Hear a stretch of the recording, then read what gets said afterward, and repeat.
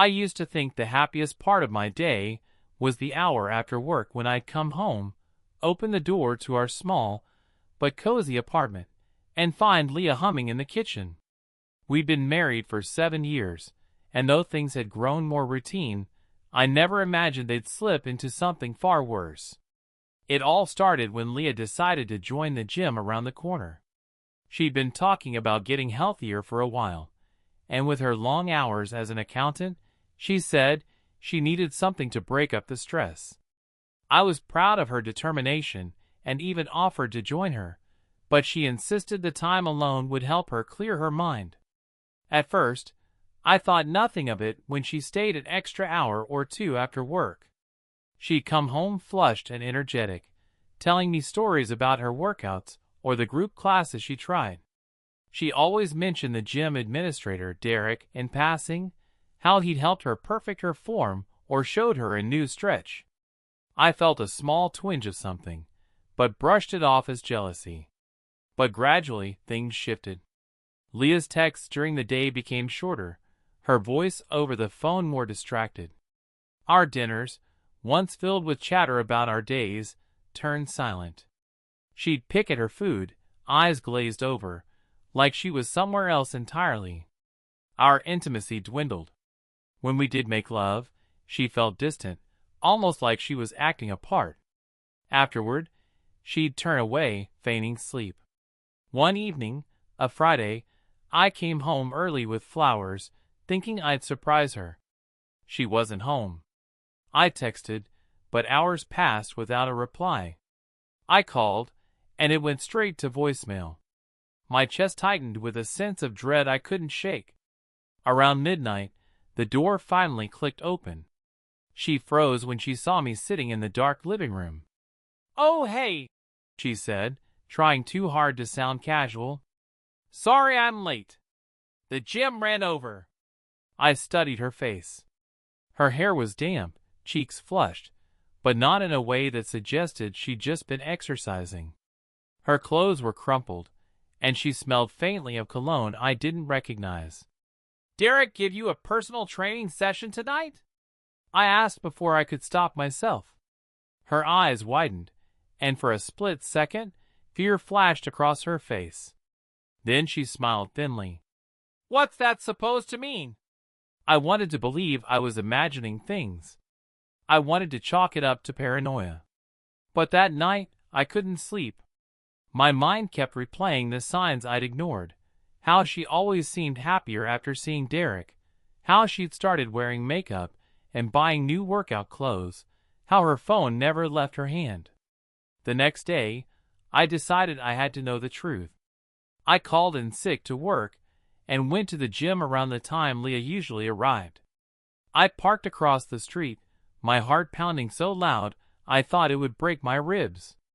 A few minutes later, Leah pulled up, got out, and practically skipped inside.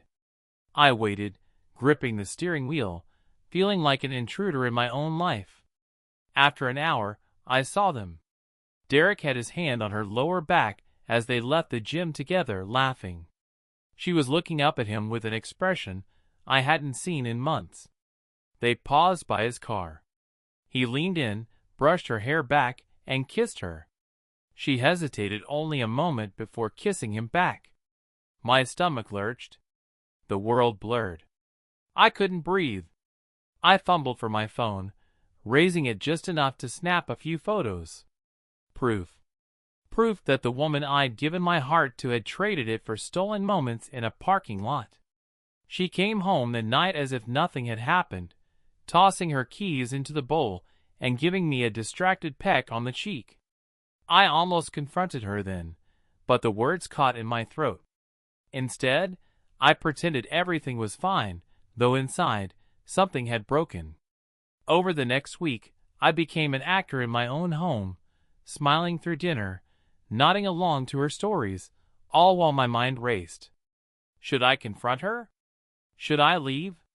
Should I fight for our marriage or let it die quietly? One night, I found myself scrolling through our old photos, vacations, birthdays, the goofy selfies we took in bed. It felt like looking at strangers. What had changed? When had I become so invisible to her? I decided I needed answers. I started checking her phone while she showered, reading the messages she thought she'd hidden so well. Each line was a dagger. I miss you already. I can't wait until tomorrow. It's so exciting sneaking around. My hand shook as I read them. My Leah, my wife, was gone. My friends had always teased me about how perfect Leah and I seemed. If only they knew. The loneliness, the sleepless nights, the desperate hope that she'd come back to me. But every day she drifted further, and every night the distance grew. I began staying late at work to avoid coming home. When I did, I'd find her already in bed or out. At the gym. We were roommates, not partners. I felt like a ghost in my own marriage. I knew I couldn't keep living like this. The love I once felt had soured into bitterness. I couldn't look at her without seeing him. I couldn't hold her without imagining his hands on her. I was stuck in a nightmare I couldn't wake from. And yet, some part of me still clung to the woman I fell in love with. I remembered her laugh, the way she'd curl up next to me on cold nights, the plans we made for our future. I wanted that back. But deep down, I knew it was gone. The day I finally decided to confront her was the day I realized the truth. Our marriage wasn't broken. It was dead. And only one of us had been pretending otherwise. The day after I saw Leah with Derek, I woke up with a strange sense of calm. I'd spent the night tossing between anger and sorrow, my mind rehearsing what I'd say. But in the morning light, I just felt numb. I decided to leave work early and be home before Leah returned from the gym. I sat at the kitchen table for what felt like hours, the clock ticking so loudly it drowned out every thought. When I finally heard her key in the lock, I straightened up. My heart pounded in my chest as she stepped inside, humming, cheeks flushed. She stopped short when she saw me sitting there, her smile faltering. "Hey," she said, voice tentative. "You're home early." "Yeah," I replied evenly, watching her. "Thought we should talk." She hesitated, glancing at the clock, like she had somewhere else to be. "About what?" "About Derek," I said, letting the name hang in the air. Her eyes widened, then quickly narrowed as she masked the panic behind irritation. "I don't know what you're talking about," she said, shrugging off her gym bag. "I'm tired. Can we talk later?" "No," I said firmly, my voice stronger than I felt. "We're talking now." For a moment, we stood in silence, the air between us heavy with unspoken words. Then I pulled out my phone and laid it on the table, the photos of her kissing Derek filling the screen. Her eyes dropped, and her face paled. I'd never seen her look so small. "I can explain," she whispered, reaching for the phone. I pulled it back. "I don't think you can," I said. "I read your messages, Leah. I know everything." Tears filled her eyes, and for a second, I saw the woman I married, the one I thought I knew. "I never meant to hurt you," she choked out. "It just happened." "How does sleeping with the gym administrator just happen?" I asked bitterly. "Did you trip and fall into his arms?" She shook her head, tears spilling down her cheeks. "You don't understand. You were always busy, always tired. I felt alone." I let out a hollow laugh. "So your solution was to find someone else? Someone who could make you feel special?" She wiped her tears with the back of her hand, but they kept coming.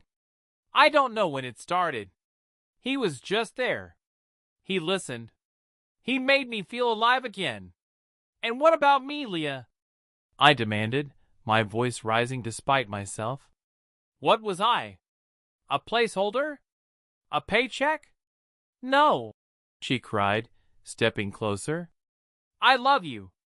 I never stopped." I recoiled like she'd slapped me. "Don't you dare say you love me. Love isn't lying, sneaking, cheating." Her face crumpled, and she sank into a chair across from me. The woman who once lit up every room now looked like a stranger, broken and desperate. "I don't know what to do," she whispered. "I don't want to lose you." I took a deep breath, my hands trembling. "Then why did you risk everything?" She buried her face in her hands, sobbing. "I was scared," she said through gasps. "Scared that we were fading, that we'd lost the spark. And sleeping with someone else was your solution?" I asked quietly. The rage had drained out of me, replaced by a hollow ache. "I thought it would make me feel better," she admitted. "I thought I could control it, that it wouldn't mean anything." "But it did mean something," I said. "It meant everything." We sat there, the kitchen growing darker as the sun set, neither of us moving. I thought of all the times I'd trusted her, all the nights I'd waited for her to come home, believing she was mine. I realized then that I couldn't fix what was broken. Love couldn't survive betrayal this deep. "I can change," she said suddenly, her voice pleading. "I'll quit the gym. I'll block his number. We can go to counseling, anything. Please." I wanted to believe her. I wanted to grab her and say we'd find a way back. But I couldn't. The images of her with Derek were burned into my mind, playing on a loop I couldn't shut off. "I don't think I can do this," I said softly. "I don't think I can ever trust you again." A sob escaped her lips. "So that's it? After everything we've been through? After everything you've thrown away?" I corrected. We fell silent again. The weight of the moment settled between us like a stone. I realized I'd been grieving the marriage long before I discovered the truth. I'd felt her slipping away and pretended it was just life getting busy. That night, I slept on the couch, staring at the ceiling. I heard her crying behind the bedroom door, but I didn't go to her. By morning, I'd made my decision. I called a friend and arranged to stay with him until I could figure things out. I packed a bag, each folded shirt a reminder of the life I was leaving behind. As I stepped out the door, Leah appeared, eyes red and swollen. "Please," she whispered, clutching my arm. "Don't do this." "I have to," I said. "For me." I walked away without looking back. In the days that followed, I felt like a ghost, drifting through my own life. Friends and family reached out, offering support. Some urged me to forgive her, others said I was right to leave. But only I knew the depth of the betrayal. Only I knew how it felt to watch the person you loved become someone you couldn't recognize. Leah called and texted constantly, but I ignored her. My lawyer advised me on the steps to file for divorce. The process was slow, each document a painful reminder of what we'd lost. But with every day that passed, the weight on my chest grew a little lighter. One evening, I sat on my friend's porch, watching the sun set, and realized I was finally breathing again. The anger had cooled, the sorrow softened. In its place was a quiet strength I didn't know I had. I didn't know what the future held. But I knew I deserved honesty, respect, and love that didn't come with lies. And if I ever found that again, I'd cherish it with everything I had.